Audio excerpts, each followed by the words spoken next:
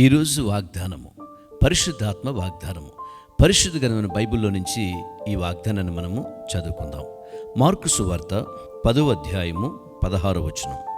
ఆ బిడ్డలను ఎత్తి కౌగిలించుకుని వారి మీద చేతులుంచి ఆశీర్వదించను.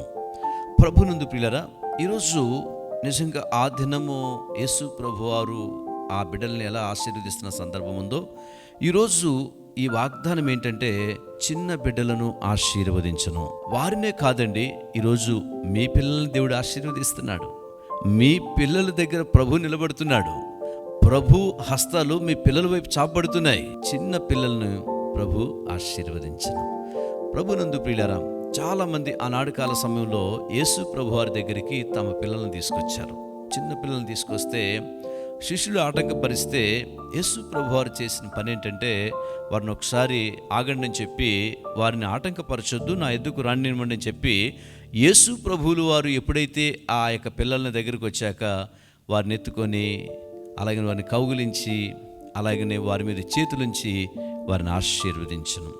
ప్రభునందు ప్రియులారా, నిజంగా యేసు ప్రభువారు దగ్గరికి వారిని తీసుకొస్తే యేసు ప్రభువారు వారిని ఎత్తుకున్నప్పుడు యేసు ప్రభువారి యొక్క హస్తము వారి మీద ఉన్నప్పుడు వారు ఎంత గొప్పగా ఆశీర్వదించబడ్డారు. వారు ఎంత గొప్పగా దేవుడు వారిని దీవించాడు. నిజంగా వాళ్ళంత బ్లెస్సింగ్గా ఉన్నారు.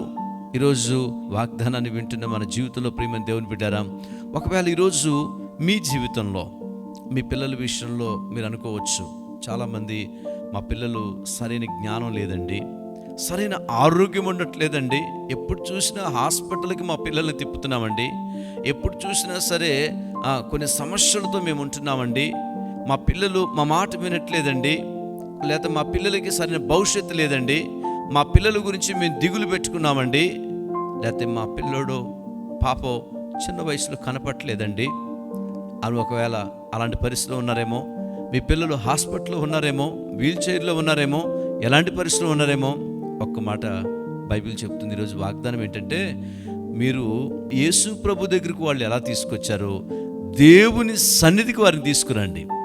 దేవుని సన్నిధికి వాళ్ళు వస్తే దేవుడు వారిని ఆశీర్వదిస్తాడు.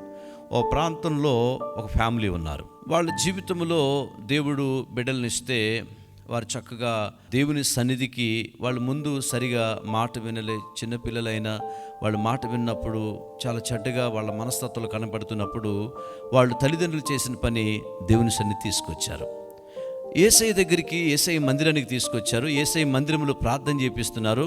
చిన్న చిన్నగా మరి వాళ్ళ జీవితంలో అలా వస్తుండగా యేసయ్య కనికరం నిజంగా ఎన్ని ఆటంకాలు కలిగిన దేవుని మందిరానికి వస్తుండగా ఒకరోజు దేవుడు వారిని దర్శించాడు. ఆ బిడ్డను దర్శించాక ఆ బిడ్డ ఎప్పుడైతే దేవుడు ఆశీర్వాదం పొందుకున్నాడో మంచి జ్ఞానం ఆరంభమైంది, ఆరోగ్యము వచ్చింది, మంచి భవిష్యత్తు మొదలైంది, చదువులో మంచి ర్యాంకులు ఆరంభమైనాయి. చిన్న వయసులోనే గొప్ప భవిష్యత్తుని బిడ్డ చూడగలిగారు. నిజంగా ఇదంతా కారణం దేవుని సన్నిధికి, యేసయ్య దగ్గరికి వాళ్ళు తీసుకురావటం. మనం కూడా దేవుని సన్నిధి తీసుకొస్తే మా పిల్లల గురించి ఏం చేస్తే బాగుంటుంది అన్నట్టు ఏం చేస్తారు అని అంటే, దేవుని సన్నిధి తీసుకురండి, వాళ్ళని దేవుడు ఆశీర్వదించబోతున్నాడు. ఈరోజు దేవుడు చెప్తున్నాడు ఏంటంటే, మిమ్మల్ని, మీ కుటుంబాన్ని, మరి ముఖ్యంగా మీ పిల్లల్ని దేవుడు ఆశీర్వదిస్తున్నాడు. వాళ్ళ మీద యేసయ్య హస్తాలు ఈరోజు ఉండబోతున్నాయి. వాళ్ళు గొప్ప భవిష్యత్తు, జ్ఞానం, ఆరోగ్యం అన్ని విధాలుగా బ్లెస్ అవ్వబోతున్నారండి. ఈ సంవత్సరం చాలా ప్రత్యేకంగా మీ పిల్లలు ఆశీర్వించబడబోతున్నారు. ప్రార్థన. ప్రేమగల యేసయ్య, వందనాలు నాయనా, ఈరోజు మరి పిల్లల్ని మీరు ఆశీర్వదిస్తానని చెప్పారు. ఆ చిన్న పిల్లలు ఎవరైతే ఉన్నారో ఈరోజు ఎంతమంది వారు ఏ డిసీజ్తో ఉన్నా, అలాగనే యేసు తిన్న గాయాలు పొందిన దెబ్బలు, సిలువ కార్యాన్ని, మరణ పునరుత్థాన వాగ్దానములు బట్టి వారికి స్వస్థత కలుగునుగాక. అలాగనే దురాత్మల చేత చిన్న వయసులో పీడించబడుతున్న వాళ్ళు విడుదల పొందుకుందురుగాక యేసు నామములో. తండ్రి, జ్ఞానము లేని వారికి నీ వాక్యమును బట్టి వారి జ్ఞానము కలుగునుగాక, దీవించబండిగాక, ఆశీర్వదించబండిగాక. దేవుని బలమైన శక్తి వారిని తాకునుగాక. ప్రత్యేకంగా బ్లెస్ చేయండి ఈ సంవత్సరం. ఈరోజు ఈ వాగ్దానములో వారి మీదకి నీ హస్తం వచ్చి వారు వర్ధిల్లాలని ప్రార్థన చేస్తున్నాను. యేసు నామములో ప్రార్థిస్తున్నాం తండ్రి.